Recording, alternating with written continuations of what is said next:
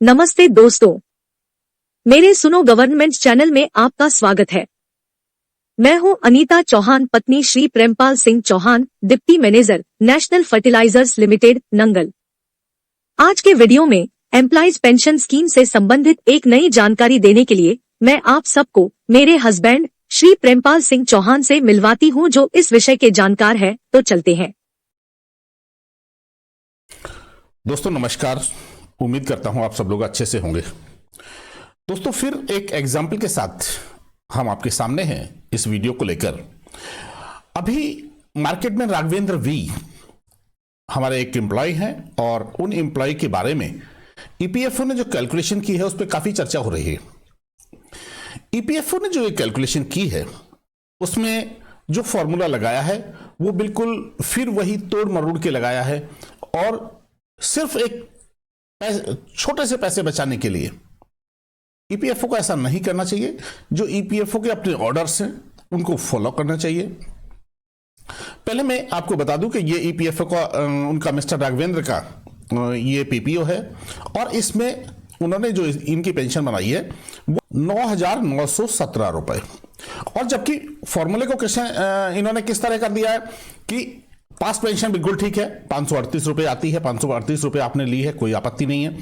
लेकिन आपने जो 1/9/2014 से पहले 54 महीने का एवरेज लिया है और जो 1/9/2014 के बाद, चूंकि वो बाद में रिटायर हो रहे हैं, उनका एवरेज लिया है, ये बिल्कुल गलत है।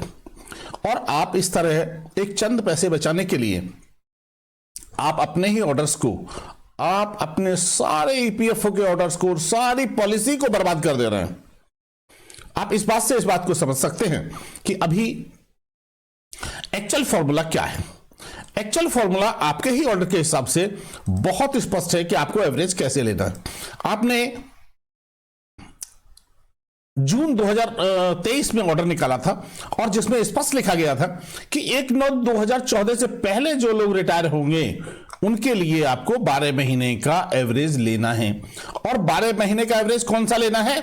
Preceding to the date of exit, यानी रिटायरमेंट से पहले 12 महीने। अब आते हैं दूसरे केस पर।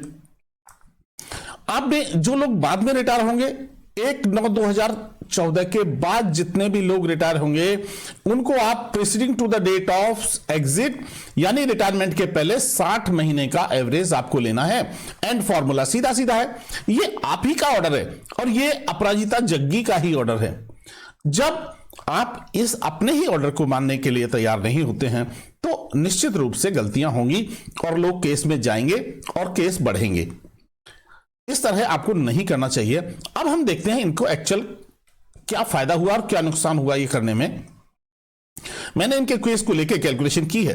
देखिए, इनकी चूंकि हमारे पास 95 से सैलरी तो है नहीं हमारे पास में, ये ईपीएफओ कर्नाटका ने है, ईपीएफओ कर्नाटका ने ऑर्डर निकाला हुआ है बेंगलुरु, जिसमें एक ये है बोमा साम्रा सिटी है कर्नाटका में, ये शायद बेंगलुरु में ही है और बेंगलुरु में ही इन्होंने ये ईपीएफओ का ऑर्डर निकाला हुआ है। इनको जो अमाउंट जमा करना है वो अमाउंट जमा करना है 6,13,241 रुपए।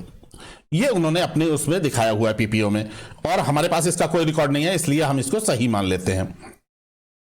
अब इन्होंने लिया है 54 महीने की सैलरी ली है, 54 महीने का एवरेज लिया है और 6 महीने का एवरेज उसके बाद में लिया है। तो इस तरह हमने ये 60 महीने के एवरेज निकालने के पॉइंट ऑफ व्यू से हमने इन्हीं के एवरेज से 60 महीने का एवरेज निकाल लिया और जो एवरेज हमारा आता है 31,694, 31,694 रुपए 30 पैसे को हम छोड़ देंगे तो 31,694 रुपए। अब हम चलते हैं इनकी पेंशन कैलकुलेशन की तरफ।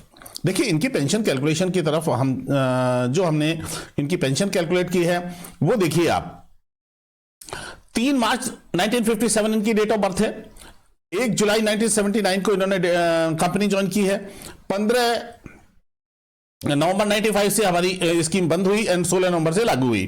तो इस तरह इन्होंने लगभग 16 साल से ज्यादा इन्होंने पुरानी फैमिली पेंशन स्कीम में सर्विस की है। और चूंकि इनकी बेसिक 2500 रुपए से कम थी उस समय 16 नवंबर 95 को, इसलिए इनको 120 रुपए मिलेंगे 120 रुपए का कंपनसेशन मिलेगा 135 की बजाय।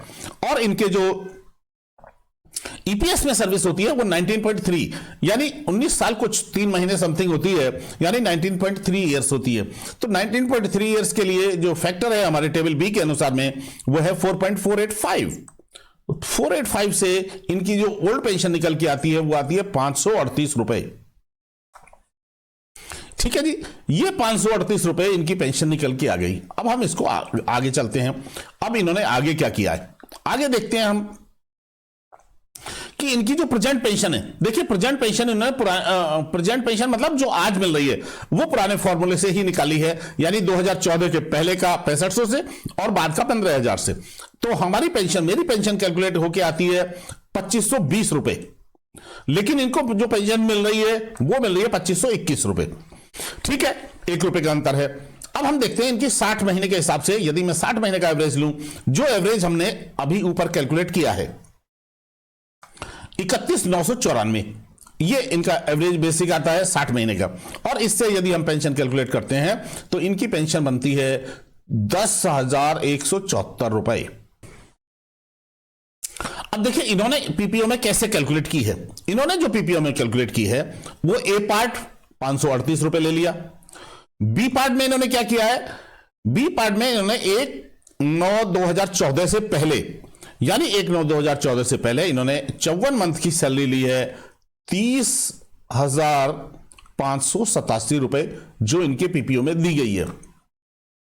इसके हिसाब से जो पेंशन बनती है वो पेंशन बनती है 9,082 रुपए। ये 9,082 रुपए यदि हम सेम फॉर्मूला लगाएंगे। ठीक है जी, अब हम सी पार्ट में चलते हैं। सी पार्ट में इन्होंने क्या किया है, यानी 1/9/2014 के बाद वाले दिन 182 दिन होते हैं। 182 दिन, हालांकि मेरे हिसाब से एक दिन ज्यादा होता है, 183 होते हैं, लेकिन 182 इन्होंने लिया है, हम मानते हैं चलो 182 ले लिया आपने। और इसकी जो बेसिक ली है इन्होंने 6 महीने की एवरेज बेसिक ली है वो 41,660 ली है। यदि आप 41,660 से पेंशन इनकी कैलकुलेट करते हैं तो ये आती है 297 रुपीज। अब हम इन तीनों पेंशन को यदि जोड़ दें, इन्होंने तीनों पेंशन को पीपीओ में जोड़ दिया है तो आती है 9,917। ठीक है साहब, आपके पीपीओ के हिसाब से ये बिल्कुल ठीक है, लेकिन फॉर्मूला कहां डिस्टर्ब कर दिया आपने, फॉर्मूला यहां डिस्टर्ब कर दिया। कितना फर्क पड़ा आपको। आप इन दोनों के हिसाब से यदि 60 महीने की, आपके सर्कुलर के हिसाब से आपको 60 महीने की एवरेज लेना चाहिए थी। डेट ऑफ एग्जिट यानी 2 मार्च 2015 से पहले के जो 60 दिन है, 60 महीने हैं, उस डेट से पहले के 60 महीने की एवरेज आपको लेनी चाहिए थी। लेकिन आपने ऐसे इसको फॉर्मूले को, ये आपने एक डिफरेंट टाइप का फॉर्मूला निकाल दिया। पहले ईपीएफओ शिमला ने अलग निकाला था, ईपीएफओ उड़ीसा ने अलग निकाला, ईपीएफओ गुवाहाटी ने अलग निकाला, अब ईपीएफओ कर्नाटका ने एक नया फॉर्मूला निकाल दिया जी। इससे फर्क क्या पड़ा, इससे फर्क ये पड़ा कि यदि हम 60 महीने की एवरेज लेते हैं तो 60 महीने की एवरेज से पेंशन बनती है 10,174 रुपए, और अभी बनी आपकी 9,917 रुपए, यानी 257 रुपीज कम करने के लिए आपने फिर फॉर्मूले की, मैं यदि शुद्ध शब्दों में कहूं तो ऐसी की तैसी कर दी, अपने ही सर्कुलर्स की, ईपीएस पॉलिसी की ऐसी की तैसी कर दी आपने। इसलिए फिर अगेन ये केसेस, फिर अगेन कोर्ट में जाएंगे, फिर अगेन उंगलियां उठाएंगे। इससे बेटर ये था कि सुप्रीम कोर्ट का डिसीजन 60 महीने का है, ईपीएफओ के सर्कुलर 60 महीने के लेने के हैं। आप सीधे सीधे सुप्रीम कोर्ट को भी मानिए, अपने ही सर्कुलर्स को मानिए, और अपने ही सर्कुलर्स को मानते हुए जो पेंशन 10,174 बनती है, 10,174 रुपए इनको पेंशन राघवेंद्र जी को मिलनी चाहिए। रही बात एरियर और टीडीएस की, एरियर में हम नहीं जाना चाहते, क्योंकि यदि पेंशन कैलकुलेट हो जाएगी, एरियर सीधा सीधा फॉर्मूला है वो कैलकुलेट हो जाएगा। टीडीएस भी एज पर गवर्नमेंट पॉलिसी है, उसके अगेंस्ट भी हम नहीं जाना चाहते। वो टीडीएस काट के देंगे, हम उसे क्लेम कर लेंगे, आपका 6 महीने के बाद वो वापस मिल जाएगा। और आजकल तो गवर्नमेंट पॉलिसी ऐसी हो गई है कि आप 1 महीने के अंदर आपको रिटर्न मिल जाते हैं, यदि आपने सही से रिटर्न भरा है तो इसलिए टीडीएस में हमें कोई आपत्ति नहीं है। आपत्ति सिर्फ इस बात में है कि इस 257 रुपए बचाने के लिए आपने ईपीएफओ के सर्कुलर और सुप्रीम कोर्ट के डिसीजन सब की ऐसी की तैसी कर दी आपने। फिर वही ढाक के 3 पाक, तो दोस्तों हमें समझना पड़ेगा कि आखिर ईपीएफओ करना क्या चाहता है। आज के वीडियो में इतना ही। बहुत बहुत धन्यवाद। आज की यह वीडियो आपको कैसी लगी कमेंट करके जरूर बताएं। इस वीडियो को देखने के लिए धन्यवाद। लाइक और सब्सक्राइब करें, बेल आइकॉन जरूर दबाएं।